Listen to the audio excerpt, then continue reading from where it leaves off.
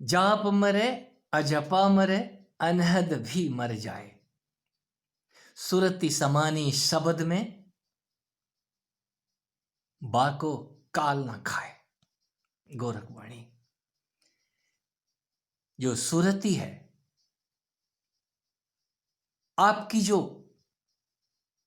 धुंधली सी जो स्मृति है, वो भी उस शब्द के अंदर विलीन हो जाती है।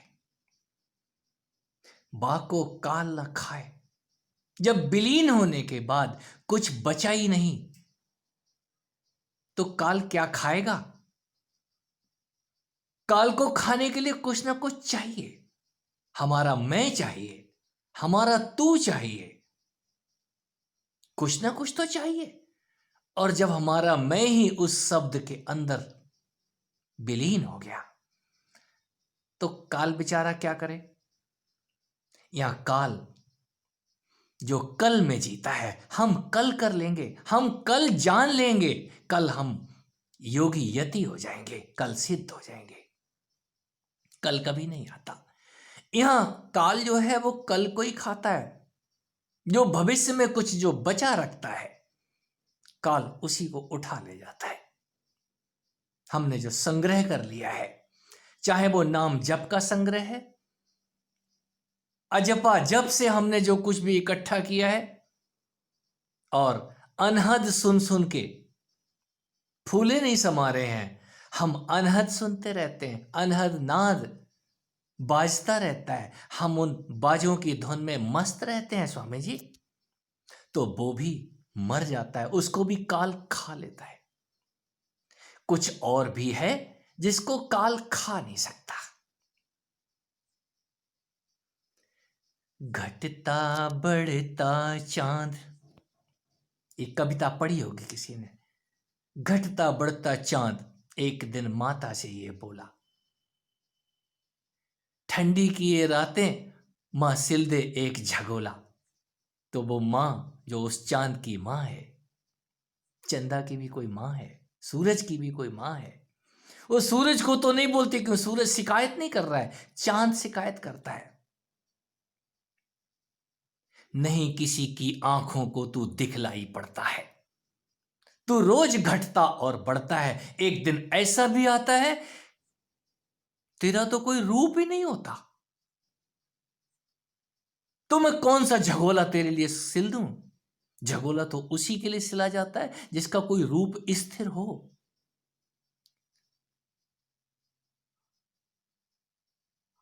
हे मानव, हे मित्र, तेरा कोई रूप नहीं है। तेरा रूप, उस स्वरूप में आने के बाद तू अपने आप को स्वरूपानंद बोलने लग जाता है। मेरा नाम स्वरूपानंद है।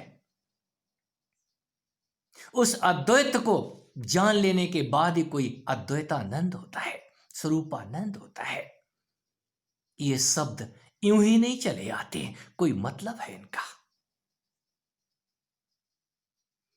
आपका भी, आप उस चांद को एक बार समझ के तो देखें। आपके अंदर भी आपका स्वरूप उसी चांद से निर्मित होता है। चांद की सदृश आपका उदय और अस्त होता है। जब आप कहीं वो दूज पे आ जाते हैं, थोड़े बहुत दिखाई देने शुरू हो जाते हैं, तो कटोरा ऊपर को लेके खड़े हो जाते हैं, मां डाल दो इसके अंदर।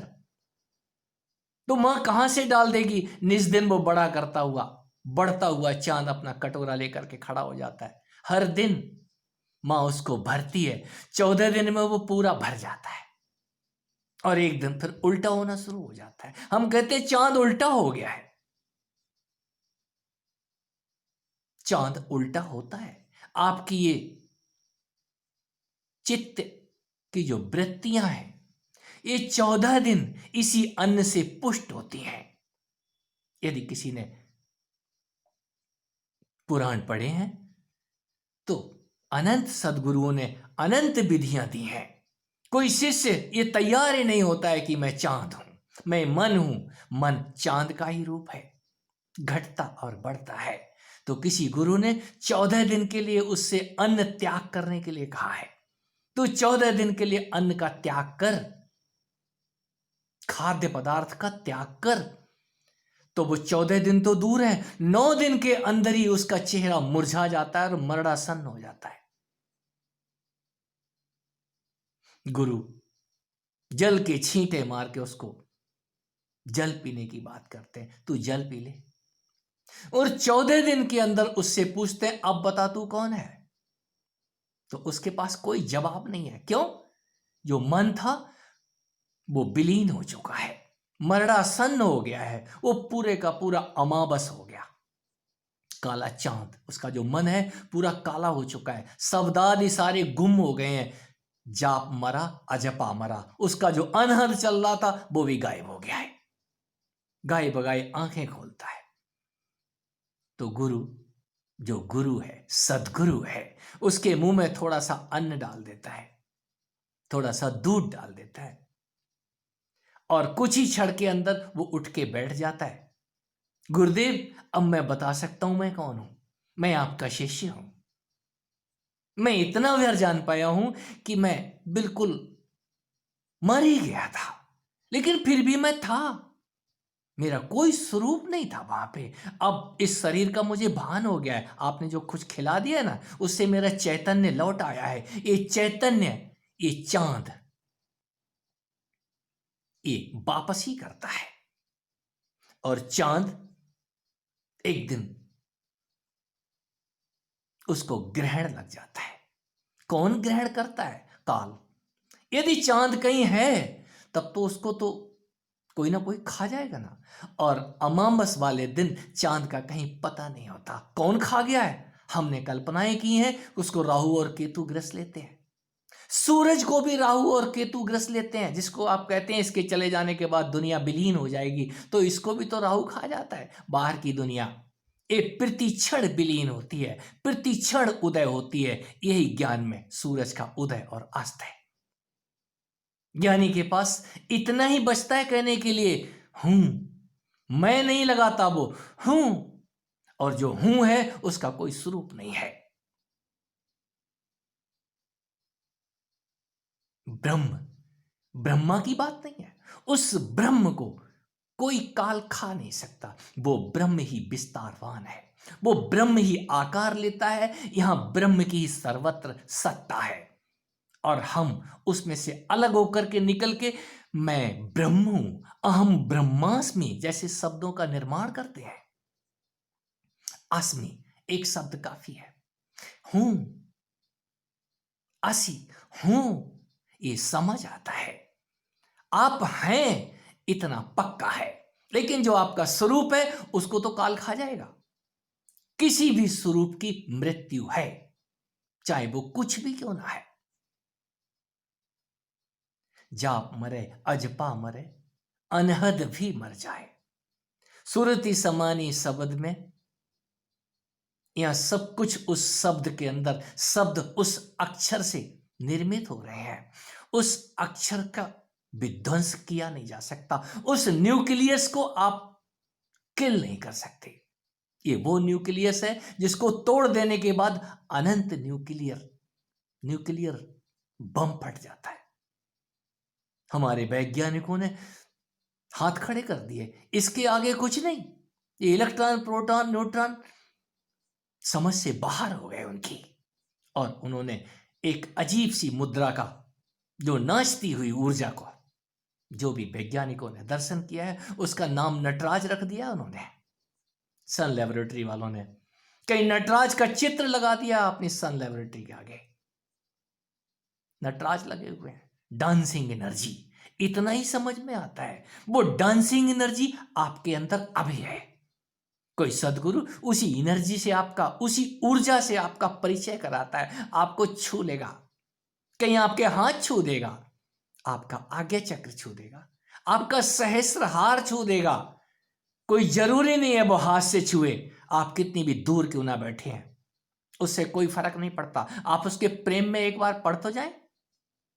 जिनका ये कहना सदगुरु विधि बता देते हैं, सदगुरु विधि नहीं बता देते, जिंदा सदगुरु आपके अंदर हिलोरे देता है। कहीं आपके सहस्रार पे ज्वालाएं उठा देगा, कहीं आपके कंठ के ऊपर हलचल पैदा करेगा, हृदय में गुदगुदी होगी। बहुत कुछ आपके तन के अंदर जो आपके किए से नहीं हो रहा है, आप किसी संत के, किसी महापुरुष के, किसी जिंदा के प्रेम में पड़ गए हैं, चाहे वो मूर्ति ही क्यों ना है। मूर्ति कभी भी मूर्ति नहीं है, उसको हम जीवंत हम कर लेते हैं। ये हमारे लड्डू गोपाल हैं, ये हमारे श्री राम है, ये हमारे हनुमान जी हैं, ये हमारी माता रानी है। निसंदेह वो माता रानी है। जैसे ही आप इस चांद को लेकर के आते हैं, अपना चांद उसके आगे झुकाते हैं, हे मां तुझे प्रणाम, तुरंत आपका जो प्राण है, प्रणाम करते ही उस प्राण से वो प्राणित हो जाती है और हमको आशीर्वाद देती प्रतीत होती है।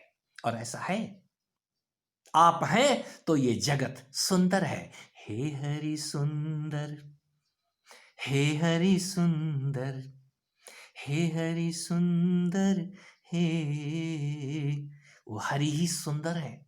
हरि आपके होने से सुंदर है, आप ही सुंदर है। हम अपना ही चेहरा देख के अचंभित हो जाते हैं। कोई तो बात है, मुर्दे चेहरा नहीं देखते, कोई जिंदे ही इस मुर्दे को उठा के शीशे में झांकते नजर आते हैं। ये कौन झांक रहा है? आप। आपके अंदर वो परम तत्व जिसका कोई स्वरूप नहीं है, वो आपका आकार लेकर के दर्पण में झांकता है। क्या आपको दिखाई नहीं देता? वो अजपा आपके साथ अटखेलियां करता है, और जो उसके साथ एक हो जाते हैं तो फिर तन को पकड़े नहीं रहते, मन को सिर के ऊपर बिठाए नहीं रखते, सबका सब जब जी करे खोल खाल के बंधन भाग लेते हैं। मां ने बांध तो दिया है तन से, लेकिन खोलना कोई सदगुरु बता देते हैं, आपके ही अंदर उतर के ये गांठें ऐसे खोल दे, इस मन को भी फेंक और तन को भी विदा कर दे। ये विदाई जीते जी आती है। कोई योगी अपने तन को पकड़ता और छोड़ता है मर्जी से। भिक्षा पात्र, ये तन एक अद्भुत भिक्षा पात्र है। खाने के लिए उठा लेते हैं हम और इसमें जी भर के छक छक के खाते हैं, और इसको फेंक के स्वर्ण पात्र, इस सोने का भवन लुढ़का के हम इसी के अंदर नहीं, उस विराट स्वर्ण भवन में प्रवेश करते हैं, जहां से एक शिष्य आकांक्षा करता है, मेरे सदगुरुदेव मुझे वो स्वर्ण भवन में कब ले जाएंगे, इस सोने का भवन। इसमें आप नित्य जाते हैं, आप कब जागेंगे? ये जाग सोना ही है। उस सोने में प्रवेश करने के बाद सब कुछ आपका गोल्डन हो जाता है, स्वर्ण। उस स्वर्ण जिसका कोई रंग नहीं है, वो सदा रहने वाली जागृति है आपकी, और उसको काल कभी खा नहीं सकता। वही प्रकाश है ज्ञान का।